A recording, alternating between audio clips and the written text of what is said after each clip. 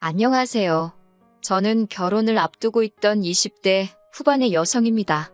사람이라면 누구나 남에게 멋져 보이고 싶고 잘나 보이고 싶다는 거 저도 공감합니다. 하지만 뭐든지 정도껏 해야 얘기로 봐주고 넘어갈 수 있는 거 아닌가요? 저와 결혼을 앞두고 있던 남자친구는 지역 모임에서 만났습니다.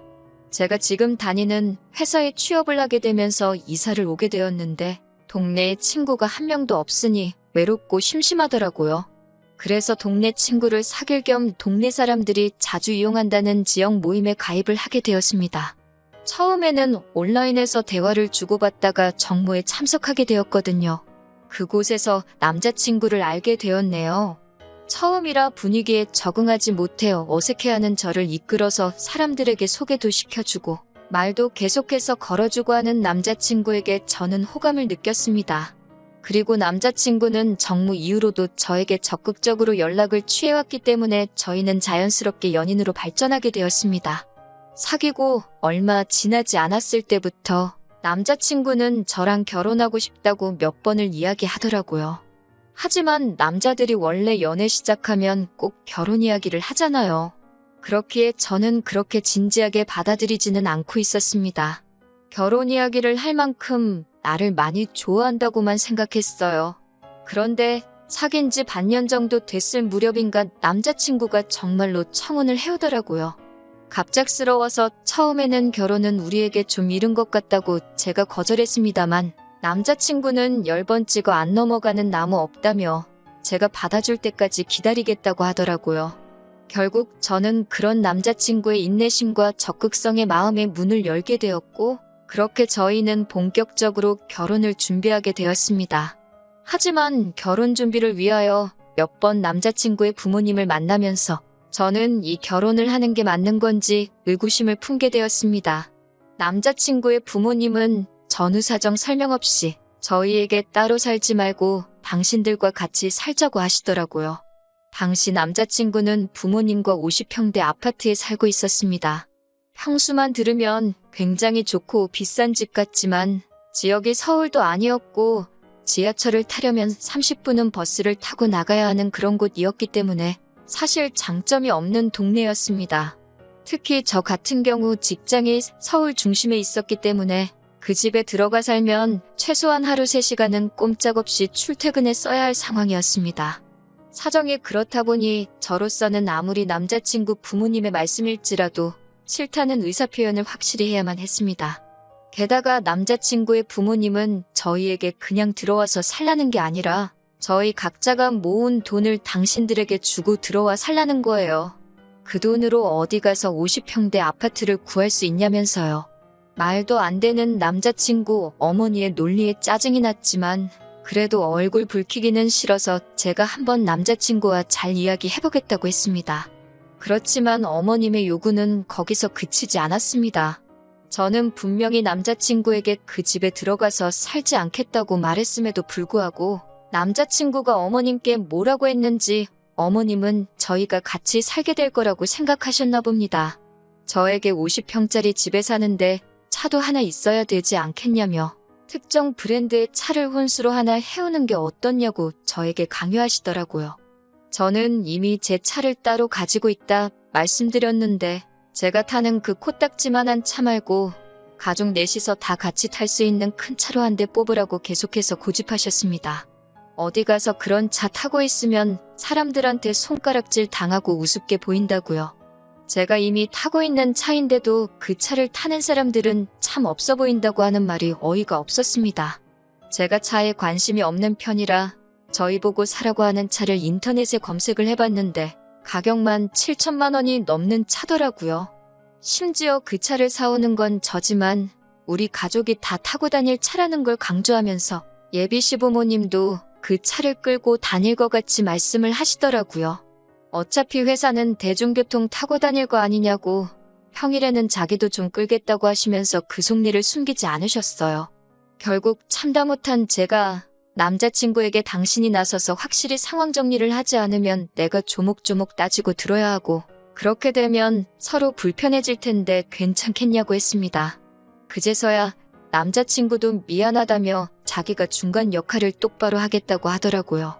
그 외에도 남자친구의 부모님은 남들에게 보여지는 걸 굉장히 중요하게 여기셨는데, 예를 들어 제주도에서 딱 한 번 해보신 승마 체험을 남들에게는 마치 일주일에 한두 번 취미로 타는 것처럼 말씀하신다거나, TV에서만 보셨던 여행지를 마치 다녀오신 것처럼 주변에 자랑하듯 소문을 내곤 하셨습니다. 저희에게 들어와 살라고 강요하시던 아파트도 사실은 은행 대출이 절반 가까이 되더라고요. 저한테 그렇게까지 말씀은 안 하셨지만 대출금이자 내는 게 부담스러워서 저희 돈이라도 받아서 조금이나마 대출을 상환해 보려고 하셨던 건 아닌가 싶기도 하더라고요. 아무튼 이런 일련의 과정을 겪으면서 저는 남자친구의 부모님이 남자친구와는 달리 굉장히 물질적인 것과 겉모습을 중요시하는 분들이라는 걸 깨닫게 되었습니다. 솔직히 실망스럽기도 했고 걱정스럽기도 했지만 그래도 파혼까지 생각하지 않았던 이유는 적어도 남자친구는 그분들을 닮지 않았다 믿었기 때문이에요.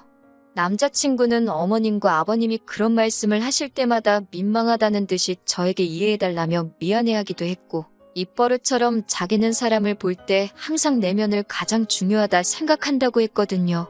실제로 여러 가지 동호회 활동을 하고 있는 남자친구 주변에는 다양한 사람들이 있었기 때문에 저는 그 말을 찰석같이 믿었습니다. 하지만 얼마 전 남자친구와 청첩장 디자인을 고르다 하객에 관해서 이야기를 나누게 되었거든요. 그러면서 남자친구에게 크게 실망을 하게 되었습니다. 남자친구가 저에게 누구누구를 부를 거냐고 먼저 물어보더라고요. 사실 결혼식이 저를 위한 자리이기도 하지만 저희 부모님을 위한 자리이기도 하잖아요. 그렇다 보니 제가 일단 우리 부모님한테 여쭤보긴 해야 되겠지만 친척분들하고 친구분들을 부르실 것 같다고 말했습니다. 저 또한 어린 시절부터 친했던 친구들 위주로 부를 예정이라고요. 그러자 남자친구는 약간 곤란하단 표정을 짓더니 혹시 그럼 그 사람들 사진이나 직장 같은 걸 자기에게 이야기해 줄 수 있냐고 묻더라고요. 그런 게 왜 궁금한지 이해가 쉽게 되지 않아서 왜 필요한 건지 말해달라고 했어요. 그러자 결혼식의 품격과 수준을 위해서 그런 거라며 우리 둘에게도 그 편이 좋다는 거예요. 그러면서 자기가 작년에 중학교 시절 친구의 결혼식에 갔었는데 신부 쪽 가족 중에 몸이 불편하신 분이 있었다면서 그 사람 때문에 사람들도 웅성거리고 사진 찍을 때도 식사를 할 때도 모든 것이 지연되었다면서 보기 안 좋았다고 하더라고요. 저는 남자친구의 그런 말에 굉장히 놀랬고 정말 깨더라고요. 하지만 최대한 그런 티는 내지 않으면서 그럼 우리 결혼식엔 어떤 사람들이 왔으면 좋겠냐고 물으니 일단 기본적으로 체형은 평균이었으면 좋겠고 외모는 중간 이상은 되었으면 좋겠대요. 부모님 친구분들 중에서도 좀 사회적으로 명망이 있으신 분들이 오시면 좋겠다고 하더군요. 그러면서 장인어른도 공무원이시고 장모님도 선생님이시니까 그런 거야 뭐 걱정 안 해도 되겠지라고 확인하는 남자친구에게 솔직히 정이 뚝뚝 떨어지더라고요. 제가 그럼 남자친구 쪽 부모님 친구분들은 어떤 분들이냐 물으니 그건 자기가 알아서 할 테니까 신경 안 써도 된다고 하는데 솔직히 저희 부모님만큼이나 남자친구 부모님도 평범한 분들이시거든요. 남자친구 어머님은 과거엔 보험회사에 다니셨었고 아버님은 작은 가게를 운영했던 걸로 알아요. 세상 직업에 귀천이 없는 것이고 세상에 저보다 잘난 사람이 얼마나 많은데 남자친구가 저렇게 기고만장한 건지 어이가 없어서 웃음이 날 지경이었습니다. 저는 남자친구에게 웃기지도 않는다고 말도 안 되는 소리 좀 하지 말라고 했어요. 우리 결혼식이 무슨 연예인 뽑는 선발대회도 아니고 우리가 무슨 자격으로 사람을 골라서 초대하냐고요. 누구든 와서 진심으로 축하해주면 그걸로 감사하고 고마운 일 아니냐고 했습니다. 남자친구는 저더러 뭘 몰라도 너무 모른다면서 그럼 어른들이야 그렇다 쳐도 적어도 제 친구들만큼은 좀 수준 있는 여성들로 초대하라고 하더군요. 저는 속으로 그럴 일은 절대로 없을 거다라며 콧방귀를 뀌었습니다. 이때도 파혼까지는 생각하지 않았는데 그 이유는 저런 썩어빠진 정신머리는 살면서 뜯어 고쳐놓으려고 했거든요. 하지만 그럼에도 불구하고 제가 남자친구와 결국 헤어지기로 마음을 먹은 이유는 남자친구의 노트북에서 보지 말아야 할 것을 봤기 때문이에요. 그날도 평소처럼 남자친구와 결혼식에 관한 세부적인 사항도 정할 겸해서 카페에서 만나 데이트를 하고 있었습니다. 그러다 남자친구가 화장실을 간다고 잠시 자리를 비웠는데 배탈이라도 난 건지 오래 돌아오지 않더라고요. 그러다 남자친구가 두고 간 노트북이 눈에 띄었습니다. 평소라면 별 관심이 없었을 텐지만 그날따라 친구들하고 도대체 무슨 이야기를 하는지 궁금해지더라고요. 남자친구의 노트북 비밀번호는 사실 이미 데이트를 하면서 의도치 않게 여러 번 본 적이 있어서 내용을 보는데 아무런 문제가 없었습니다. 하지만 차라리 보지 않았다면 나았을까요? 남자친구는 제가 친구들과 찍은 사진을 바탕으로 무슨 발표 자료처럼 정리를 해놓았더라고요. 이 친구는 얼굴이 A급이다. 이 친구는 다니는 회사가 좋다던가. 또 다른 한 친구는 얼굴은 예쁘지만 조금 싸 보이고 직업도 별로다 등등. 제 친구들을 외모, 학벌, 직업 등등 해서 자기가 뭐라고 제 친구들을 등급을 매기고 있었던 겁니다.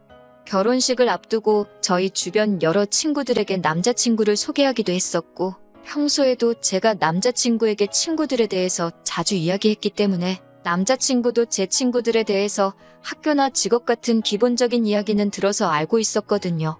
저는 어이가 없었지만 그래도 남자친구에게 확실히 이런 짓을 한 의도가 뭔지 물어봐야겠다 생각했습니다. 어떤 오해나 의심만으로 경솔하게 파혼을 하고 싶지는 않았으니까요. 하지만 안타깝게도 제 추측은 정확히 맞아떨어졌습니다. 곧 화장실에서 남자친구가 돌아왔고 저는 솔직하게 몰래 노트북을 살펴본 것부터 사과를 했습니다. 하지만 남자친구는 예상과 달리 놀라지도 않았고 화도 내지 않더라고요. 저는 남자친구에게 제가 발견한 것들에 대해서 말하고 도대체 왜 이렇게까지 내 친구들을 분류하고 정리해놓았는지 그 이유가 도대체 뭐냐고 물었습니다. 그러자 남자친구는 저번에 자기가 이야기하지 않았냐며 자기는 우리 결혼식에 수준 있고 교양 있는 여성분들만 참석해서 자리를 빛내주길 바란다고 하더군요. 대체 왜 그렇게까지 해야 하냐고 묻자 자기가 결혼식에 초대한 하객들은 대부분 다 돈이 많고 학벌도 좋은데 그런 친구들에게 걸맞는 여자들을 보여줘야지 훗날 우리가 그 덕을 좀 보지 않겠냐고 오히려 저에게 대묻더라고요.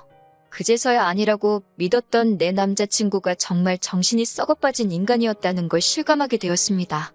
저는 남자친구에게 내 친구들이 무슨 한우도 아니고 등급 매겨서 장사를 하려는 거냐고 화를 냈습니다. 남자친구는 제가 화를 내고 있는데도 자기가 뭘 잘못했는지도 모르고 오히려 저한테 뭘 그렇게 기분 나빠하고 있냐며 위화해 하더라고요. 수준 맞는 사람들끼리 만나는 건 당연한 거 아니냐고 그러면서 저한테도 주변에 별 볼 일 없는 친구들은 이참에 하나둘씩 정리하라고 하더라고요. 그 말을 듣는데 실망감이 이루 말할 데가 없었습니다. 저는 남자친구한테 애써 설명할 필요 없다고 아니라고 믿었는데 정말 그 부모의 그 자식이라고 가진 것 뭣도 없으면서 허세만 가득한 거는 집안 유전인가 보다 쏘아붙이고 자리에서 일어났습니다.